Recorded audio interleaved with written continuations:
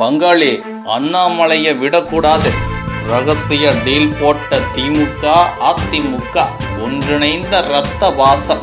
2019 மற்றும் 2021 ஆகிய ஆண்டுகளில் நடைபெற்ற தேர்தலில் பாஜகவுடன் கூட்டணி வைத்துக் கொண்டிருந்த அதிமுக 2026ஆம் ஆண்டு லோக்சபா தேர்தலில் கூட்டணியை முறித்துக் கொண்டது. அதற்கு முக்கிய காரணமாக அதிமுக தலைமை பாஜகவின் மாநில தலைவராக உள்ள அண்ணாமலையை அவரது பொறுப்பிலிருந்து தூக்க வேண்டும் என்ற கோரிக்கையை முன்வைத்ததாகவும், அதற்கு பாஜக தலைமை மறுத்துவிட்ட காரணத்தினாலே இந்த அதிரடி முடிவை அதிமுக எடுத்ததாக கூறப்படுகிறது. இதனையடுத்து பாஜக தன் தலைமையிலான கூட்டணியில் தேர்தலை எதிர்கொண்டு லோக்சபா தேர்தலில் ஒரு முக்கிய இடத்தை பிடித்துள்ளது.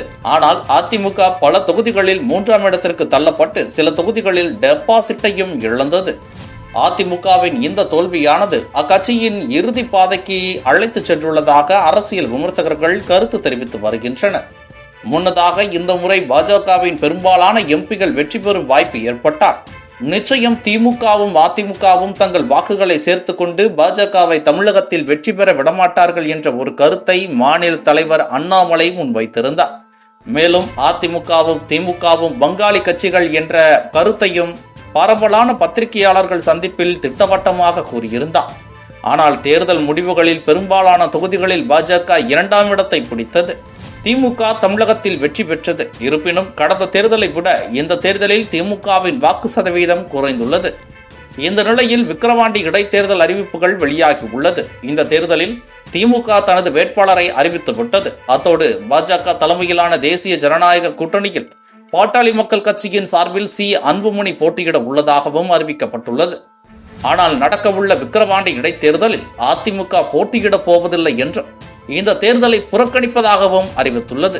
அதிமுகவை போன்றே அதிமுகவின் கூட்டணி கட்சியாக லோக்சபா தேர்தலில் போட்டியிட்ட தேமுதிக விக்கிரவாண்டி இடைத்தேர்தலை புறக்கணிப்பதாக தெரிவித்துள்ளது. இது வேறு அரசியல் வட்டாரங்களில் பெரும் அதிர்வலைகளை கிளப்பியுள்ளது.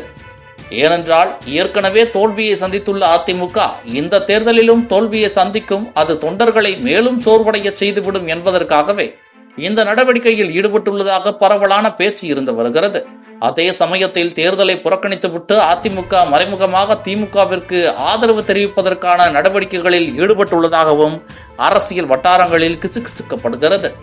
அதற்கு ஏற்றாற்போல் தற்பொழுது விக்கிரவாண்டி இடைத்தேர்தலில் அதிமுகவில் உள்ள அடிமட்ட தொண்டர்கள் அனைவரின் ஆதரவும் திமுகவிற்குத்தான் என திமுகவின் மூத்த அமைச்சரான பொன்முடி தெரிவித்துள்ளார்.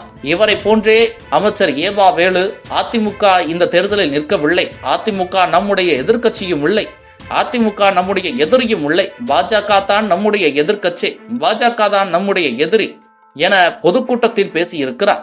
இதன் மூலம் தேர்தல் பிரச்சாரங்களில் அதிமுகவும் திமுகவும் பங்காளி கட்சிகள் என அண்ணாமலை முன்வைத்த கருத்துகள் தற்போது உண்மையாகி வருகிறதாக தெரிகிறது.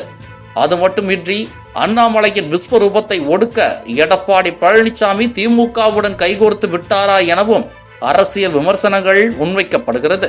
இதுபோன்று முக்கிய நிகழ்வுகள், அரசியல் தகவல்களை ஆழமாகவும் மாறுபட்ட கோணத்திலும் அறிந்து கொள்ள மறக்காமல் உங்கள் IND தமிழ் 24/7 பக்கத்தை பின்பற்றிக் கொள்ளவும். உங்கள் ஒவ்வொரு ஆதரவும் இதுபோன்று பல நிகழ்வுகளின் பின்னணியை அறிய உதவும்.